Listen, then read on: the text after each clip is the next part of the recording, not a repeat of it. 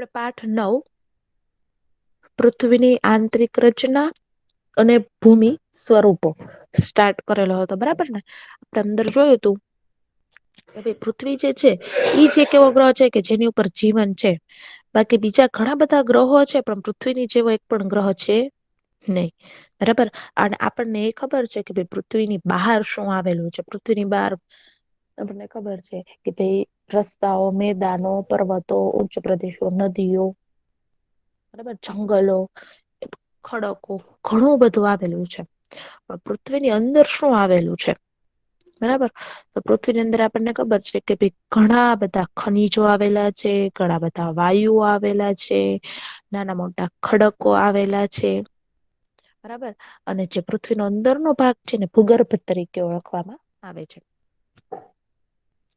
આ જે પૃથ્વીનો અંદરનો ભાગ છે એ કેવી રીતે ગોઠવાયેલો છે?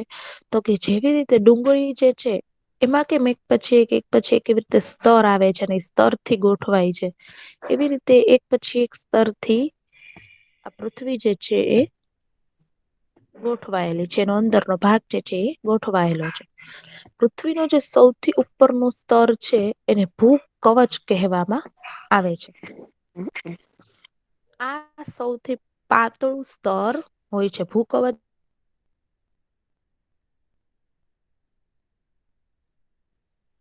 પર આશરે 35 કિલોમીટર સુધીનું હોય છે. ભૂમિખંડની સપાટી ખાસ કરીને સિલિકા અને એલ્યુમિનિયમ જેવા ખનીજોથી બનેલી છે. તેથી તેને શિયાલ કહેવામાં આવે છે. બધું આપણે જોયું હતું કે ભાઈ સિલિકા અને એલ્યુમિનિયમથી બનેલી છે. બંનેનું નામ જે છે એ મિક્સ કરી અને શિયાલ નામ જે છે એ રાખવામાં આવ્યું છે. ત્યારબાદ આપણે જોયું હતું કે ભાઈ પૃથ્વી છે, બરાબર, એ અલગ અલગ પડ સ્વરૂપે બનેલી છે. જેમાં પેલો છે પોપડો છે, બીજું પડ છે મેન્ટલ છે, ત્રીજું છે બાહ્ય ભૂગર્ભ, ચોથું છે આંતરિક ભૂગર્ભ. આવી રીતે પૃથ્વી જે છે એ અલગ અલગ પડથી બનેલી હોય છે.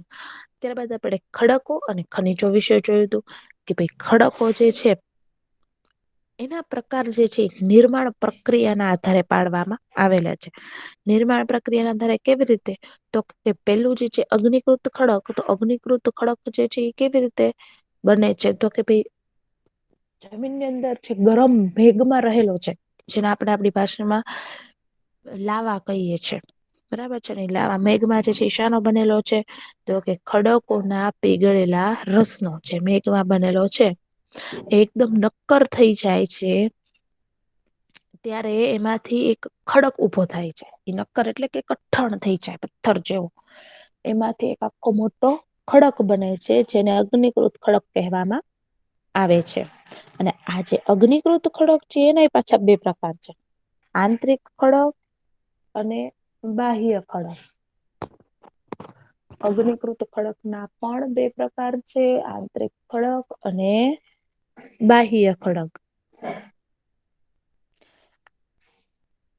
આપણને ખબર છે કે ભાઈ આંતરિક ખડક એટલે શું અને બાહ્ય ખડક એટલે શું, આ બધું આપણે સમજાવેલું છે, બરાબર છે? તો બાહ્ય ખડક કોને કહેવાય? તો કે ભાઈ પૃથ્વીની અંદર જે મેઘમાં રહેલો છે એ મેઘમાં જે છે શું કરશે કે જમીનની અંદરના ભાગમાંથી ધીમે ધીમે જમીનની સપાટીમાં આવીને પથરાઈ જશે. જે મેઘમાં છે ને ગરમ ગરમ પીગળેલો રસ જે છે જમીનની અંદરની સપાટીથી આવી અને બહારની બાજુ પથરાઈ જશે. અને બહાર આવે એટલે બહારનું વાતાવરણ તો એકદમ ઠંડુ હોય. અંદર જયારે હતું ત્યારે અંદર તો જમીનનું દબાણ એટલું હતું, બધા વાયુઓ ગરમ ગરમ એટલા હતા, એના કારણે અંદર ગરમ રહેતું. પણ જેવું ઈ મેઘમાં છે બહાર આવે અને જેવું ઈ જમીન ઉપર પથરાય એટલે બહારનું વાતાવરણ આખું ઠંડુ હોય. એટલે એના કારણે આખું ઠંડુ ઝડપથી બની જાય. ધીમે ધીમે ન બને પણ ઝડપથી ઠંડુ બની જાય. અને આખું નક્કર થઈ જાય, કઠણ. બરાબર છે? આજે આખું ભૂકવચ બની જાય બાર એને બાહ્ય અગ્નિકૃત ખડક કહેવાય. બાહ્ય એટલે બહારનું. એટલે આ મેઘમાં જે છે બહાર આવીને એનો ખડક ઉભો થયો એટલે એને બાહ્ય અગ્નિકૃત ખડક કહેવાય. હવે જે આંતરિક અગ્નિકૃત ખડક છે ઈ કેવા હોય? તો કે જે મેઘમાં છે ઈ અંદર ને અંદર જ ફરી જાય, જમીનની અંદર જ, બહાર આવે જ નહીં. જમીનની અંદર જ કુદરતી વાયુઓ જે છે એ ઓછા થઈ જાય અને ગરમીનું પ્રમાણ ઓછું થઈ જાય અંદર જ તે. એટલે અંદર ને અંદર જ ઠરી જાય. અંદર ને અંદર ઠરી જાય એટલે એ ઠરેલો છે અંદર ને અંદર જે ઠરેલો ખડક છે યાંત્રિક અગ્નિકૃત ખડક કહેવાય છે. પણ ઈ જે છે ધીમે ધીમે ઠરે કારણ કે અંદર જે છે દબાણ અને ગરમીનું પ્રમાણ હોય છે. બાર તો શું થાય છે કે એકદમ ઠંડુ વાતાવરણ થઈ જાય એટલે ઝડપથી ઠરે છે. અંદર ઠરતા વાર લાગે એટલે ધીમે ધીમે ઠરે છે. એટલે એના કારણે મોટા દાળાનું સ્વરૂપ ધારણ કરે છે મોટા દાળાનું સ્વરૂપ ધારણ કરે એટલે મોટો પથ્થર બને છે. અને એ ગ્રેનાઈટ તરીકે ઓળખાય છે. અને આ જે બધા ગ્રેનાઈટ અને બધા પથ્થર છે એ બધા આપણે ઘંટીનો ઉપયોગ કરીએ અનાજ દળવાની બધામાં એમાં આ પથ્થરનો ઉપયોગ થતો હોય છે. હવે આવે છે જળકૃત ખડક. તો આપણે જળકૃત ખડકો વિશે પણ જોયું હતું કે ભાઈ ખડકો જે છે એ ઘસાય ને અથડાય ને કે ટકરાઈ ને નાના નાના ટુકડાઓમાં ફેરવાઈ જાય છે. જે નાના નાના ટુકડાઓમાં ફેરવાઈ જાય છે એ બધા જ નાના નાના ટુકડાઓ જે છે એ પવન દ્વારા હવા દ્વારા અથવા તો પાણી દ્વારા એક જગ્યાએથી બીજી જગ્યાએ આવે છે. એક જગ્યાએ થી બીજી જગ્યાએ જયારે પહોંચે છે ત્યારે એ બધા એક જગ્યાએ જમા થાય. જમા થાય એટલે કે ભેગા થાય છે. આજે નિક્ષેપિત ખડક છે એ બધા દબાઈને અને એકદમ નક્કર કઠ્ઠાણ બની અને ખડક નું સ્તર બનાવે છે. ખડક નું સ્તર બનાવે છે અને આજે આખો ખડક બને છે એને પ્રસ્તર ખડક કહેવામાં આવે છે.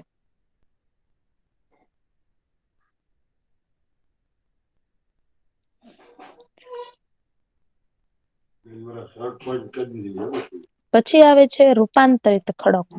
હવે રૂપાંતરિત ખડકો એટલે શું? તો કે ભાઈ જે પેલા આપડે પ્રકાર જોયો અગ્નિકૃત ખડક અને બીજો આપડે પ્રકાર જોયો કયો જોયો પ્રસ્તર ખડક. આ બંને ખડકો જે છે એ ભેગા મળે ને પાછો એક આખો અલગ જ ખડક બનાવે છે. એને રૂપાંતરિત ખડક કહેવાય છે. ત્યારબાદ આપણે ચક્ર જોયું હતું કે ભાઈ પેલા મેઘમાં બને મેઘમા માંથી અગ્નિકૃત ખડક બને અગ્નિકૃત ખડક માંથી પ્રસ્તર ખડક બને પ્રસ્તર ખડક માંથી રૂપાંતરિત ખડક બને અને રૂપાંતરિત ખડક માંથી ફરી પાછો મેઘમાં બને. પાછો મેઘમામાંથી અગ્નિકૃત ખડક બને પ્રસ્તર ખડક બને રૂપાંતરિત ખડક બને એમ ચક્ર જે છે એ ચાલુ ને ચાલુ જ રહે છે.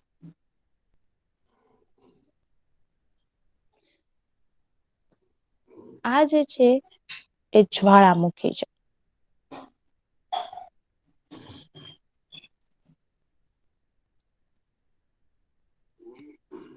જ્વાળામુખી જે છે હંમેશા શંકુ આકારે ફાટે છે.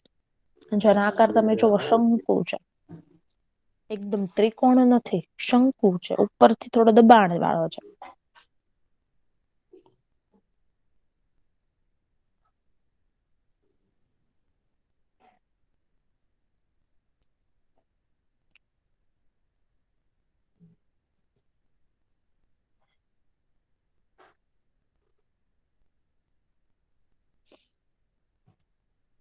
અને આ જે બધી લાવા અને બધા ધુમાડા અને બધા ખનીજો અંદર થી બધા ઉછળીને આખા બાર આવે છે બધા ક્રેટર કહેવાય.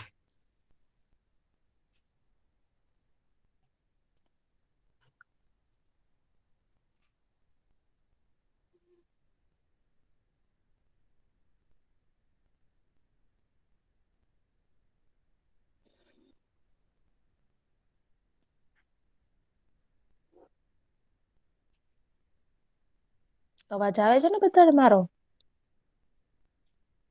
Yes ma'am. ઓકે. હા મિસ આવે છે.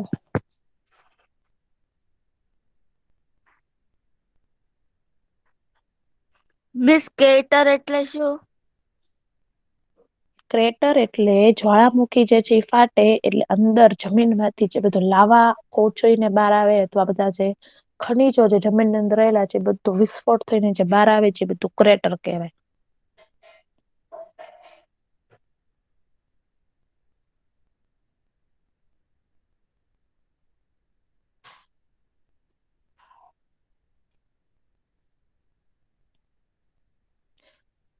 તમે જાણીને નવાઈ પામશો કે કેટલીક ચોક્કસ પરિસ્થિતિઓમાં એક પ્રકારના ખડક ચક્રીય પદ્ધતિથી એકબીજામાં પરાવર્તિત થઈ જાય. ઘણી વખત એવું બને છે કે ખડકો જે છે ઘડીકમાં તો એકબીજામાં ભળી જતા હોય છે. ખડકો એવી રીતે કરે છે, એક ખડક માંથી જે બીજો ખડક બનવાની પરિવર્તન થવાની જે પ્રક્રિયા છે એને ખડક ચક્ર કહેવામાં આવે છે. યાદ રાખવાનું છો ભાઈ. અને સાવ ઈઝી છે કે એક ખડક માંથી બીજા ખડકમાં પરિવર્તન થવાની પ્રક્રિયાને ખડક ચક્ર કહે છે.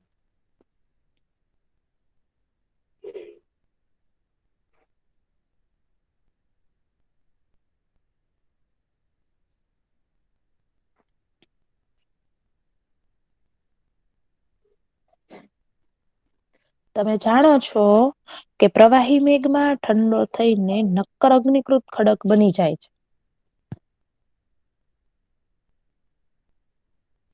પ્રવાહી મેઘમાં જે છે એ શું થાય, ઠંડો થાય એટલે પાછો આખો અગ્નિકૃત ખડક બની જાય છે, જે આપણે સમજીએ આગળ. પછી પાછું શું થાય કે એ જે નક્કર અગ્નિકૃત ખડક બન્યો છે એ ખડક નાના નાના ટુકડાઓ થાય અને એક જગ્યાએથી બીજી જગ્યાએ ઢસડાઈને જાય, એ બધા નાના નાના ટુકડાઓ, એટલે એમાંથી આખો પ્રસ્તર ખડક બને છે. આ જે પ્રસ્તર ખડક છે અને અગ્નિકૃત ખડક છે એ બંને ભેગા થઈ તાપમાન અને દબાણના કારણે બંને ભેગા થાય છે. આ બંને ભેગા થઈને પાછું આખું રૂપાંતરિત ખડક બનાવે છે. હવે આ રૂપાંતરિત ખડક બનાવે એમાં અતિશય તાપમાન આવે, એમાં પણ અતિશય દબાણ આવે, તો એના કારણે પાછો આ ખડક જે છે એ પાછો પીગળી અને પાછો પ્રવાહી મેઘમાં બની જાય છે. આ પ્રવાહી મેઘમાં જે છે એ પાછો ઠંડો થાય અને પાછો નક્કર અગ્નિકૃત ખડકમાં ફેરવાય છે.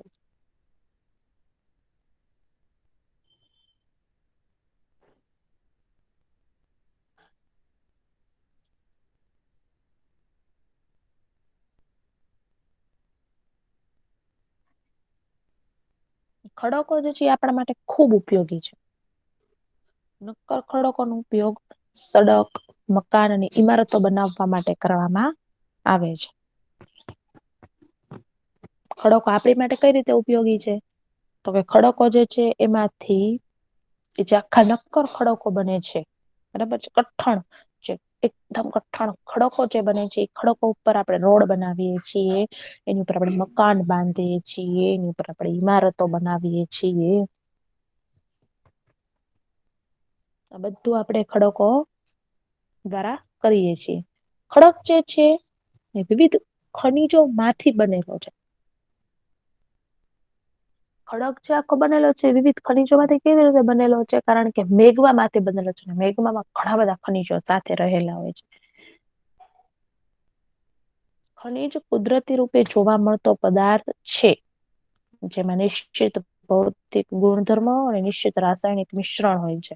ભૌતિક ગુણધર્મો આવેલા હોય છે, એટલે કે ભૂમિને લગતી ઘણા બધા ખડકો છે કે માટી છે, રેતી છે, બરાબર. અને રાસાયણિક મિશ્રણ હોય છે. રાસાયણિક મિશ્રણ એટલે જમીનની અંદર જે બધા કુદરતી વાયુ રહેલા હોય કે મેઘમાં રહેલો હોય, ખડકોનો જે પીગળેલો રસ છે એ રહેલો હોય, આ બધું ભેગું થઈ અને ખડકો તૈયાર થાય છે. ખનીજ જે છે માનવ જાતિ માટે ખૂબ મહત્વનું છે. આપણને ખબર જ છે કે આપણે ખનીજ વગર આપણે કઈ જ ન થાય. કોઈ પ્રકારનો વિકાસ ન થાય. આપણે કઈ જ ન કરી શકીએ ખનીજ વગર. આપણે રસોઈ ન બનાવી શકીએ ખનીજ વગર. જો આપણો ગેસ શરૂ ન થાય કુદરતી વાયુના કારણે.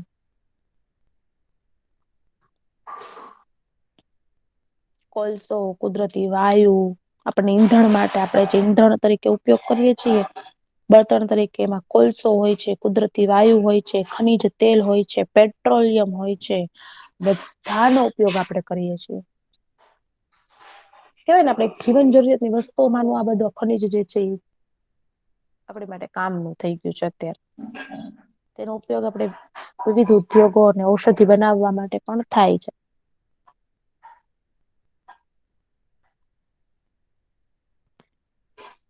જેમ કે લોખંડ, એલ્યુમિનિયમ, સોનું, યુરેનિયમ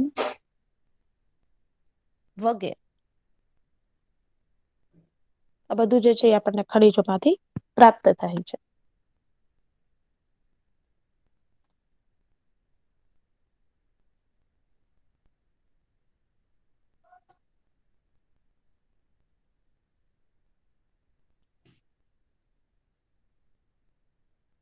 ચલો આ ખનિજ ચક્ર છે એ આપણે વાંચવાનું છે. રોલ નંબર 25 વાંચશે.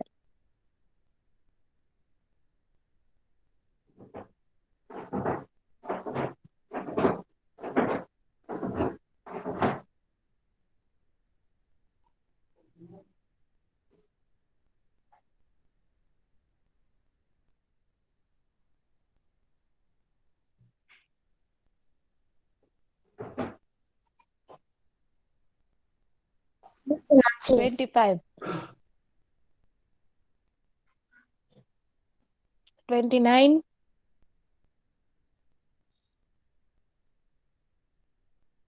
હા મિસ. તમે જાણીને નવાઈ પામશો કે કેટલીક ચોક્કસ પરિસ્થિતિઓમાં એક પ્રકારના ખડક ચક્રીય પદ્ધતિથી આમાં પરિવર્તિત થઈ જાય છે. ખડકમાં આ પ્રક્રિયાને ખડક ચક્ર કહે છે. તમે જાણો છો કે પ્રવાહી મેઘમાં ઠંડો થઈને નક્કર અગ્નિકૃત ખડક બની જાય છે. આ અગ્નિકૃત ખડકોના નાના ટુકડા રૂપે એક સ્થળેથી બીજા સ્થળે સ્થળાંતરિત થઈ પ્રસ્તર ખડકનું નિર્માણ કરે છે. તાપમાન અને દબાણના કારણે આ અગ્નિકૃત અને પ્રસ્તર ખડક રૂપાંતરિત ખડકમાં બદલાઈ જાય છે.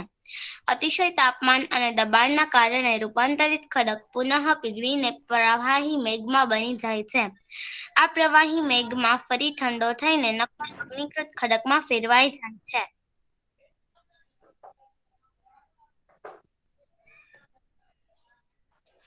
ખડકો આપણા માટે ખૂબ ઉપયોગી છે. નક્કર ખડકોનો ઉપયોગ સડક, મકાન અને ઇમારતો બનાવવા માટે કરવામાં આવે છે. ખડક વિવિધ ખનિજોમાંથી બને છે. ખનિજ કુદરતી રૂપે જોવા મળતો પદાર્થ છે, જેમાં નિશ્ચિત ભૌતિક ગુણધર્મ અને નિશ્ચિત રાસાયણિક મિશ્રણ હોય છે. ખનિજ માનવ જાતિ માટે ખૂબ મહત્વનું છે. કેટલાક ઉપયોગ ઈંધણ તરીકે થાય છે, જેમ કે કોલસો, કુદરતી વાયુ, ખનિજ તેલ અને પેટ્રોલિયમ. તેનો ઉપયોગ વિવિધ ઉદ્યોગો અને ઔષધિ બનાવવા પણ થાય છે, જેમ કે લોખંડ, એલ્યુમિનિયમ, સોનું, યુરેનિયમ વગેરે. ખૂબ સરસ.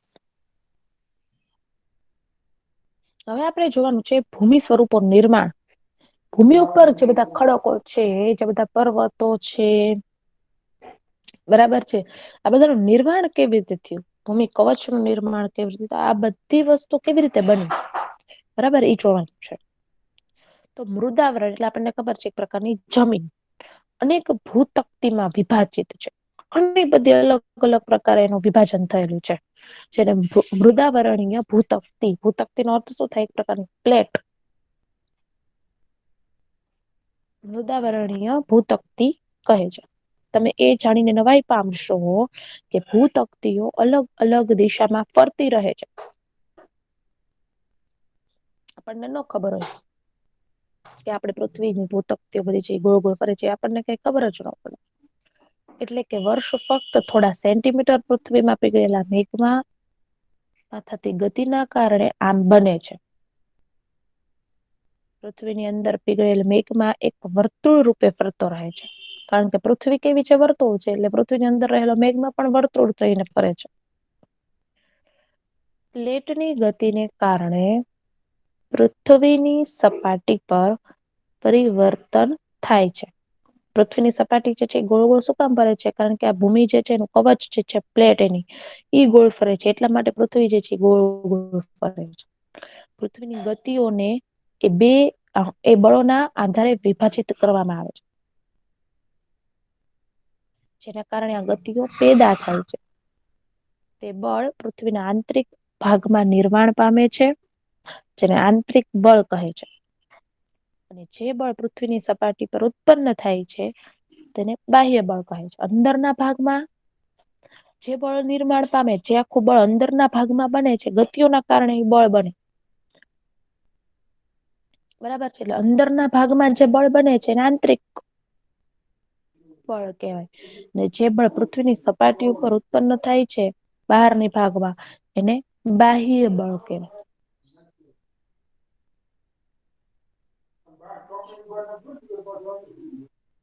આંતરિક બળ ક્યારેક આકસ્મિક ગતિ પેદા કરે છે. અંદર જે રહેલું બળ છે ને ઘણી વખત બહુ આકસ્મિક આમ કેવાય ને અકસ્માત પેદા કરે છે. તો એ ક્યારેક ધીમી ગતિ, બરાબર ધીમી ગતિ તે જે છે ઈ પેદા કરી નાખે એટલે ધીમે ધીમે ફરવાનું શરૂ કરે. ભૂકંપ અને જ્વાળામુખી જેવી આકસ્મિક ગતિને કારણે પૃથ્વીની સપાટી પર પરિવર્તન થાય છે. આ જે આંતરિક બળ જે રહેલું છે ને અંદર ભૂમિની અંદર જે બળ રહેલું છે જમીનની અંદર, જમીનની અંદર રહેલા આંતરિક બળના કારણે જ ભૂકંપ થાય છે.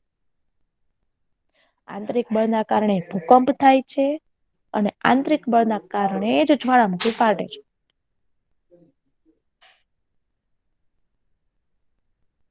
ભૂ કવચ પર ખુલ્લું એક એવું છિદ્ર હોય છે. જે ભૂ કવચ હોય છે બરાબર, જમીન ઉપરનો પડ જે છે એની ઉપર એક એવું છિદ્ર હોય છે જેમાંથી પીગળેલા પદાર્થ અચાનક નીકળે છે.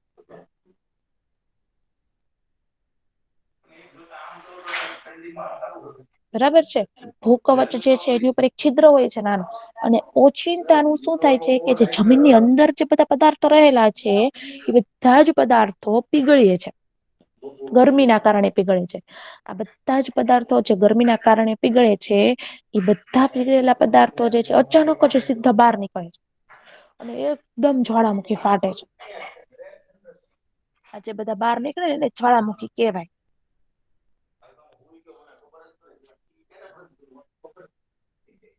આમ મૃદાવરણીય ભૂતકતીની ગતિશીલતાથી પૃથ્વીની સપાટી પર કંપન થાય છે, ધ્રુજારી થાય છે. ભૂ કવચની પ્લેટ જે છે ઈ જે આખી ફરતી રહે છે એના કારણે શું થાય છે જમીનમાં ધ્રુજારી થાય છે, કંપન થાય છે. આ કંપન તેના કેન્દ્રની ચારે બાજુ કરે છે. આ કંપનને ભૂકંપ કહે. જ્યાં જે કંપન થાય છે, આ જે નાની એવી ધ્રુજારી થાય છે, નાની કે મોટી કોઈ પણ પ્રકારની જે ધ્રુજારી થાય છે આ ભૂતકતીના કારણે એને ભૂકંપ કહેવાય છે. ભૂ કવચની નીચે જે સ્થાન કે જ્યાંથી કંપનની શરૂઆત થાય છે તેને ઉદ્ગમ કેન્દ્ર કહેવામાં આવે છે. જ્યાંથી આ ભૂકંપ થવાની શરૂઆત થાય ને ભૂ કવચની નીચે, જ્યાંથી એકદમ કંપન થવાની શરૂઆત થાય છે જે બિંદુથી, એને ઉદ્ગમ કેન્દ્ર કહેવામાં આવે છે. આ કંપન ઉદ્ગમ કેન્દ્રના બહારની તરફ તરંગો રૂપે ગતિ કરે છે.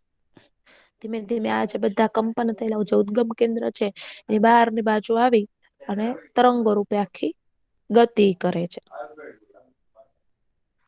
ઉદ્ગમ કેન્દ્રના નજીકના સપાટીના કેન્દ્રને અધિકેન્દ્ર કહે છે. જે ઉદ્ગમ કેન્દ્ર કોને કહેવાય કે જ્યાંથી કંપન થવાની શરૂઆત થાય છે. બરાબર છે, એ ઉદ્ગમ કેન્દ્ર છે એ સપાટીના કેન્દ્રને અધિકેન્દ્ર કહે છે. ઉદ્ગમ કેન્દ્રની નજીક એક સપાટીનું કેન્દ્ર આવેલું છે. નિર્ગમન કેન્દ્ર પણ કહેવાય. આ જે અધિકેન્દ્ર છે એની સૌથી નજીકના ભાગમાં સૌથી વધારે નુકસાન થાય છે. અને અધિકેન્દ્રથી અંતર વધવાની સાથે ભૂકંપની તીવ્રતા ધીરે ધીરે ઓછી થઈ જાય છે. અધિકેન્દ્ર તરફ આવે જયારે ભૂકંપ કંપન થતા થતા અધિકેન્દ્ર તરફ આવે ને ત્યારે ભૂકંપ જે છે એની તીવ્રતા ઓછી થાય. બાકી જે ઉદ્ગમ સ્થાનમાંથી જે ભૂકંપની શરૂઆત થાય કંપનની એકદમ આવે પછી ધીમે ધીમે જયારે અધિકેન્દ્ર સુધી પહોંચે ત્યાં એની ગતિ જે છે એ ધીમી થઈ જાય છે. ઉપરાંત ભૂકંપની આગાહી સંભવ નથી. ભૂકંપ જે છે એની આગાહી કરવી સંભવ જ નથી. આપણને ખબર જ ન હોય કે કેવી રીતે ક્યારે ભૂકંપ આવી શકશે. પરંતુ જો આપણે પહેલાથી સાવચેત હોઈએ તો તેની અસરને આપણે ચોક્કસપણે ઘટાડી શકાય છે. બરાબર છે, આપણને ભૂકંપ જે છે એની આગાહી કરવી આપણને આપણી માટે સંભવ નથી પણ જો આપણે પહેલેથી ધ્યાન રાખીએ તો આપણે ચોક્કસપણે આ જે ભૂકંપની તીવ્રતા જે છે એને ઘટાડી શકાય છે. સ્થાનિક લોકો કેટલીક સામાન્ય પદ્ધતિથી ભૂકંપની સંભાવનાનું અનુમાન કરે છે. ઘણી વખત તો એ જે બધા જે રહેતા હોય ને જે જગ્યાએ ત્યાં વારંવાર ભૂકંપ આવતો હોય અને એટલે એ લોકોને ખબર પડી જાય કે જો ભૂકંપની પહેલા આવું આવું થાય એટલે હવે ભૂકંપ આવવાની તૈયારી. બરાબર છે, એટલે એ લોકોને ખબર પડી જાય કે હવે ભૂકંપ આવશે. જેમ કે પ્રાણીઓના વર્તનનો અભ્યાસ, તળાવની માછલીઓની તીવ્ર હેરફેર એકદમ હેરફેર થવા માંડે માછલીઓ.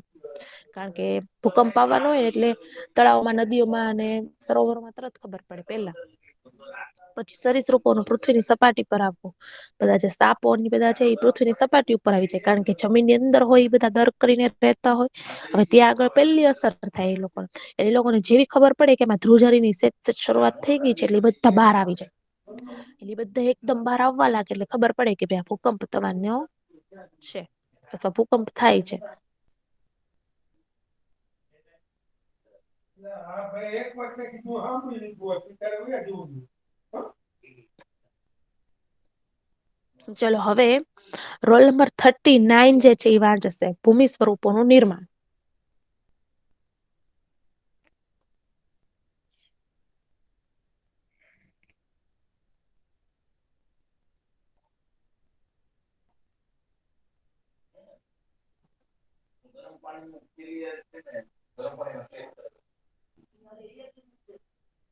છે ભાઈ 61. હા, ચલો વાંચો. ભૂમિ સ્વરૂપનું નિર્માણ મુદ્દાવાર અને ભૂતકીમાં વિવાજિત છે. તેને મુદ્દાવણીય ભૂતકાળથી સ્લેટ કહે છે. તમે જાણીને નવાઈ પામશો કે અલગ અલગ દિશામાં ફરતી રહે છે, એટલે કે વૃક્ષ પકડ થોડા સેન્ટીમીટર પૃથ્વીમાં પીગળેલા મેઘમાં થતી ગતિના કારણે આ બંને છે.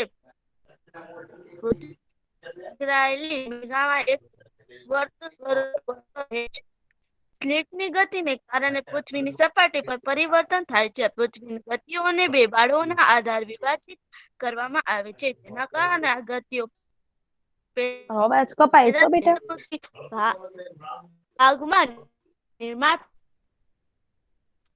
જેને આંતિબળ ઇન્ટોસ્ટીફોટ કહે છે, અને જે બળ પૃથ્વીની સપાટી પર ઉત્પાદન થાય છે તેને બાષ્પણ એસ્ટેટિક ફોર્મ કહે છે. અધિક બળ ક્યારેક આત્મિક ગતિ પેદા કરે છે, તેઓ વળી ધીમી ગતિ ભૂકંપ અને જ્વાળામુખી જેવી કરે છે. આ કંપની ભૂકંપ કહે છે. ભૂપૃષ્ઠ નીચે તે સ્થાને કે જગ્યાથી કંપની શરૂઆત થઈ છે તે ઉગમાં કેન્દ્ર કહેવામાં આવે છે. આ બસ બસ બસ બસ કેન્દ્રના બસ બહારની સૌથી બસ નજીકના બસ બસ તો ક્યાં પહોંચી જાજો ફાતેમા ઘડીકમાં તો.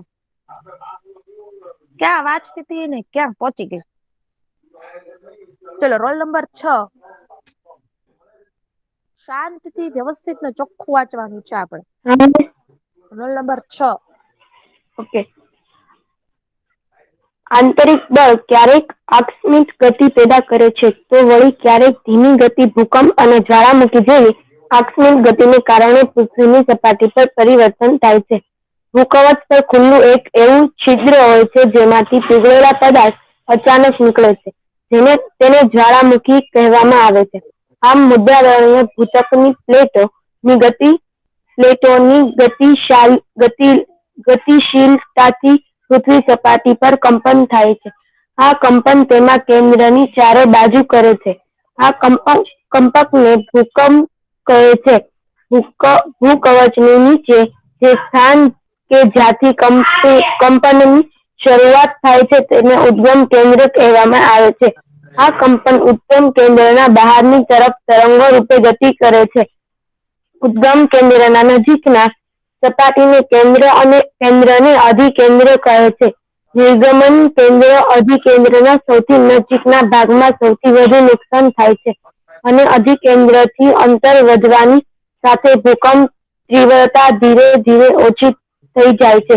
ઉપરાંત ભૂકંપની આગાહી સંભવ નથી, પરંતુ જો આપણે પહેલેથી સાવચેત હોઈએ તો તેની અસરને ચોક્કસપણે ઘટાડી શકીએ છીએ. સ્થાનિક લોકો કેટલીક સામાન્ય પદ્ધતિથી ભૂકંપ સંભાવનાનું અનુમાન કરે છે, જેમ કે પ્રાણીઓની વર્તનનો અભ્યાસ, તળાવની માછલીઓ, તીવ્ર હેરફેર, સરીસૃપોનું પૃથ્વી પર આવવું વગેરે.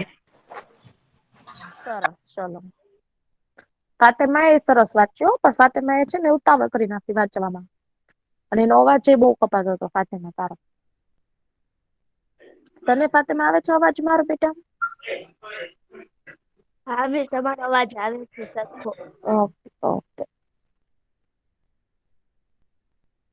હવે જે આવે છે આપણા મુખ્ય ભૂમિ સ્વરૂપો એ આપણે હવે નેક્સ્ટ લેક્ચરમાં લેશું.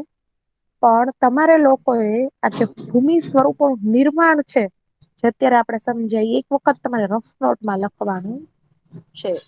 જો ભૂમિ સ્વરૂપોનું નિર્માણ બતાય છે ને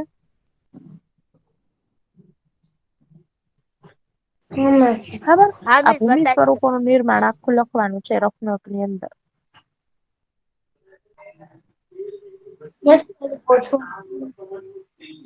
આટલું તો ઓછું છે બેટા, આનાથી તો કેટલું ઓછું હોય, સાવ ઓછું છે.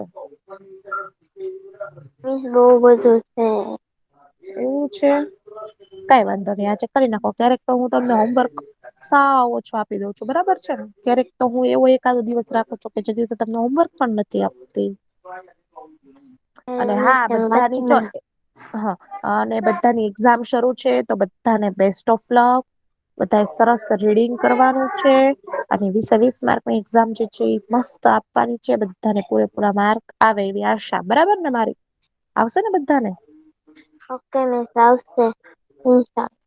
બરાબર, તો બધાને બેસ્ટ ઓફ લક. બધાએ મસ્ત એક વખત રીડિંગ કરી બહુ જ સરસ માર્ક્સ જે છે એ લાવવાના છે. Okay miss. બરાબર, ચલો કોઈને કઈ ક્વેશ્ચન?